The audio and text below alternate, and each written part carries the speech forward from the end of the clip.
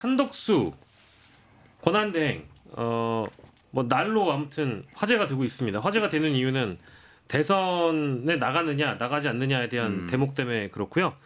오늘 권한대행은 국무회의에서 통상 전쟁에 대해 마지막 소명을 다하겠다고 밝혔으나 대선 불출마에 대한 언급은 없었고요.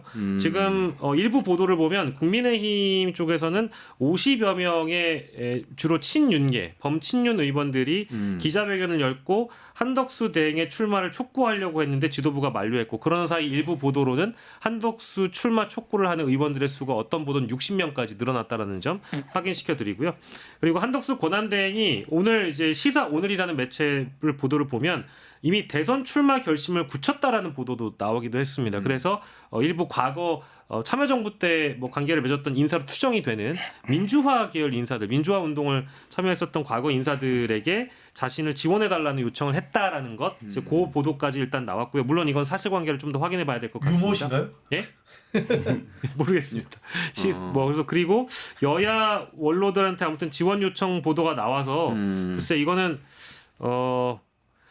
좀 더 지켜봐야 되겠습니다만 오늘까지 원래 사퇴를 해야 국민의힘 경선에 나설 수 있는 건데 여야 원로의 지원을 요청했고 대선 출마 결심을 굳혔다라는 것은 이제 무소속으로 후보 출마 가능성이 높다라는 것을 의미하는 것으로 보입니다.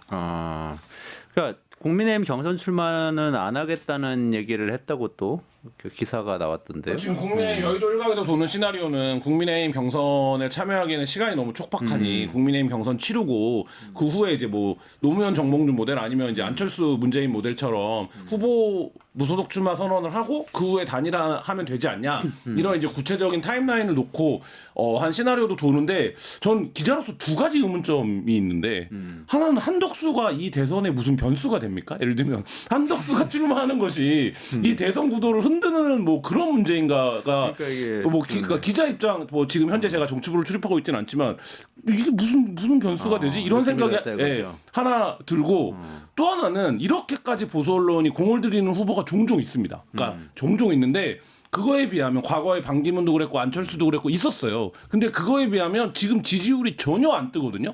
그러면 보수 언론이 보통 이런 경우에 먼저 철수해 버립니다. 그러니까 예를 들면 이 인물이 소구력이 없구나 이러고 철수해 버리거든요. 저는 지금은 철수를 해도 되는 시점이 아닌가, 이 정도로 지지율이 변동이 없는데. 근데 마치 아직도 지금 이제 이 한덕수 대망론을 쓰는 기사들의 문법을 보면 한덕수가 출마하면 뭔가 구도가 흔들릴 것 같다라는 헛된 전제, 그리고 한덕수가 출마 선언만 하면 지지율이 뭔가 확 오를 거라는 이것 속에 있는데, 저는 지금까지 보여주는 건 전혀 그렇지가 않다. 2017년에 반기문하고는 지금 차이가 많이 나나요?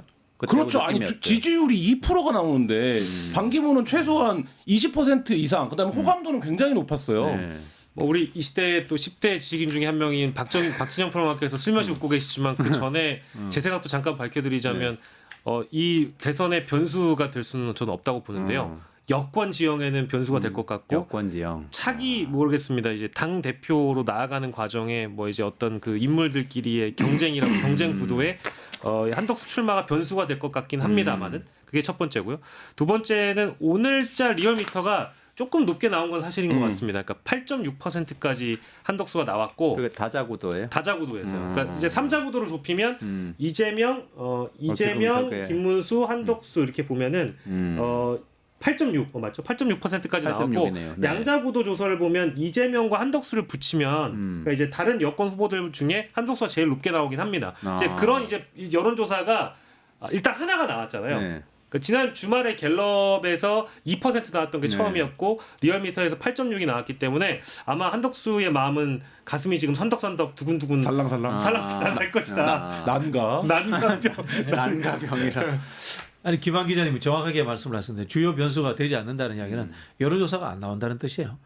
리얼미터와 갤럽의 차이는 이제 기법의 차이 아니겠습니까? 리얼미터는 이제 ARS로 하는 거기 때문에 정치 고관여층들이 많이 이제 응답을 하는 거고요. 갤럽은 이 대면 방식이니까 적게 나오는 거죠. 그런 부분들인데, 저도 한덕수 권한대행이 국민의힘을 뒤흔들고 정치판을 흔들 정도면 지금 한 25%씩 나와야 돼요. 반기문처럼. 그 정도 나와야 되는데 전혀 변수가 되지 못한다 이런 생각이 들고 우리 주식에 그런 이야기 했지 않습니까? 소문에 사서 뉴스에 판다.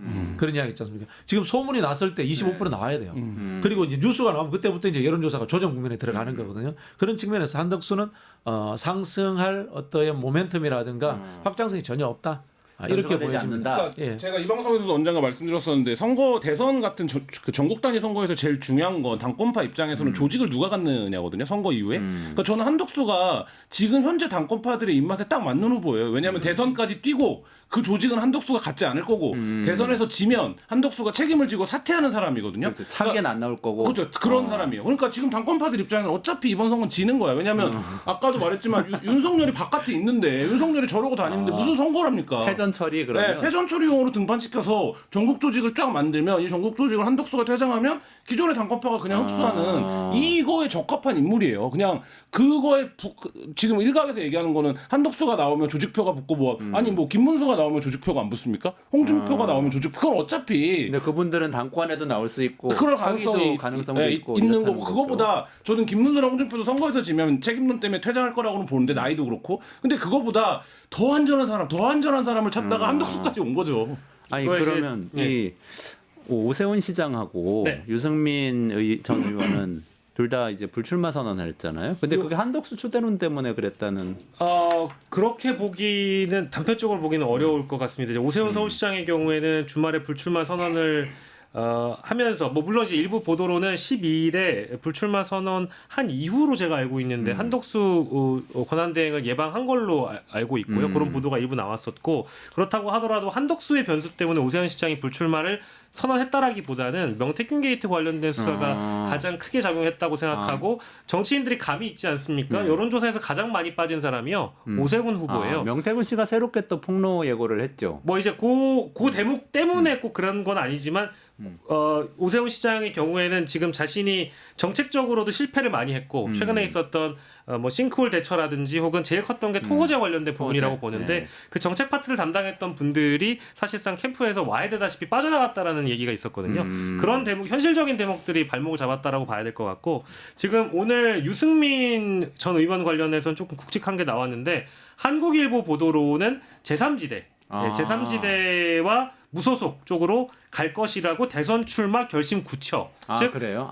유승민 국민의힘 대선 네. 경선 불출마는 어제 나왔던 소식인데 네네네. 오늘 나온 한국일보 단독 보도는 무소속 또는 제3지대로 가겠다는 얘기니까 이건 탈당을 의미하는 거겠죠. 네네. 그게 하나가 있고요. 오늘 좀 바쁘게 돌아가서 여당 쪽에서는 윤상현 의원이 돌연 대선 불출마를 지금 얘기를 했습니다. 그래서 이제 후보에서 빠지는 거고요. 네. 그 민주당 쪽에서는 김두관 후보가 대선 경선 불출마를 선언을 했습니다. 네. 그러니까 대선에 나갈 가능성은 있는데 민주당 경선에 참여를 안 한다는 얘기를 한 겁니다. 이제 여기까지는 지금 정리가 된 상황이라서 지금 여러 가지 소식들이 좀 쏟아지고 있는 상황입니다. 그렇군요. 그러니까 오세훈 시장하고 유승민 전 의원은 전혀 다른 완전 케이스네요. 다른 성격인데요. 사실은 윤석열이 내란을 일으키기 전부터 돌았던 기획설이 있습니다. 김건희 기획설입니다. 네네네. 김건희 기획에 의해 가지고 오세훈 대권 주자, 그다음에 이른바 이 경제계 3인방 최상목, 한덕수, 이창용 연대설 거기에 저거 나중에 최종적으로 이준석까지 합치면은 중도 확장성을 가지고 민주당을 이겨볼 수 있다라는 이 썰들이 김건희 기획설이 돌았습니다. 그 전까지 가보면 박영선 총리설, 그다음에 그 양모씨 뭐 양정철 비서실장설까지 네. 쭉 이어지는 이게 전부 다 김건희 기획 썰들입니다. 네. 뭐 확인은 안 됐으니까 썰이라고 표현을 했는데 그 속에서 오세훈 시장이 이제 명태균 게이트에 맞았고. 그다음에 또 하나는 여론조사가 안 뜨는 거예요. 그렇죠. 저는 이게 명태균 게이트 탓이라기보다는 오세훈 시장 자체가 역동성이라든가 신상 프로모로서의 끄는 맛이 없어요. 뜰 수 없는 사람이 자기 발광체가 안 되는 사람이에요. 이 사람이. 그러다 보니까 오세훈은 주잘반줄 수밖에 없는 거고 유승민은 완전 다르다고 봐요. 유승민은 이 사람과 완전 실제로 친윤이 아니고 반윤이고 비윤이고 이런 것과 별개로 당 전체의 비주래요. 그렇지 않습니까? 당 전체 완전 외톨이 비주류란 말이에요. 그런 사람의 입장에서는 여기서 할 수 있는 게 없는 거예요. 그래서 나갈 수밖에 없는데 유승민 좀 안타까운 게 늦었어요. 지난 총선 때 유승민이 신당 만들었더라면 저는 가정입니다만은 조국 혁신당이 가져간 표의 절반, 이준석이 가져간 표의 절반은 가져갔을 거라고 봐요. 좀 늦었지만 지금도 개혁 보수 유승민에게는 공간이 남아있다. 제가 보기에는 한 10% 가까이의 공간이 남아있다 이런 생각이 들고 특히 이쪽의 후보가 김문수나 뭐 홍준표로 굳어진다면은 유승민에게는 제법 큰 공간이 열리지 않을까 그런 생각이 듭니다. 다만 이게 나중에 국민의힘 후보와 연대하기 위한 하나의 전략적 잔머리로서 작동을 했다면은 저는 소그라들 수밖에 없다 이렇게 봅니다. 근데 사실 국민의힘 후보가 그러니까 윤석열 대통령의 계엄을 사실상 지지하는 후보로 결정이 돼버린다고 하면 사실 이렇게 뛰쳐나와가지고 뭐 개혁 보수의 10%뭐 이런 정도 가져가는 것도 우리나라 미래를 위해서 나쁘진 않은 것도 같아요. 사실 한동훈도 안에서 후보될 가능성은 없을 거예요. 그렇죠. 그러니까 어쨌든 계엄을 선포했던 그 행위와 그 대통령을 탄핵한 것에 대해서는 우리가 사회적 합의를 그냥 이루는 거죠. 보수고 진보고 간에. 그렇게라도 좀 되면 좋겠는데 근데 그 부분에서 하나 제가 좀 과잉 조언을 드리자면은 민주당의 역할도 존재합니다. 다음에 이재명 대통령이 되든 뭐 민주당 정부가 들어섰을 때 이른바 개혁 보수들을 어떻게 안고 어떻게 경쟁할 것인가에 대한 나름의 균형감 있는 전략적 고려를 해야 돼요. 장기 전략적 한국 정치를 어떻게 쓸만하게 바꿀 것인가. 보수의 문제 아니고 진보의 문제가 전체적으로 봤을 때. 정말 중요한 문제네요. 네. 일단 여기까지 진행을 해야 될 것 같고요. 여기서부터 얘기가 막 불붙기 시작하는데 항상 우리 시간이 모자랍니다. 한마디만 30초 만에 마무리하겠습니다. 오늘 오후 2시에 홍준표 전 대구시장이 출마 선언을 했는데요. 드디어 했습니다. 그런데 오후 3시에 뉴스타파가 보란 듯이 갑자기 홍준표 단독 보도를 때렸어요. 근데 그 얘긴즉슨 뭐 드라이가 정리하자면 명태균이 홍준표 시장을 만나서 대면 보고를 했다라는 어떤 정황적 증거를 공개하는 단독 보도여서 뭔가 출마 선언에 김이 다 빠져버리는 그런 결과가 될 수도 있을 것 같고. 금요일 날 홍준표 시장이 먼저 여론조사를 의뢰했고 영수증이 청구됐다는 내용 보도를 했고요. 했었죠. 그거를 이제 뉴스타파가 오늘 보도를 한 거고 저희도 후속을 준비하고 있거든요.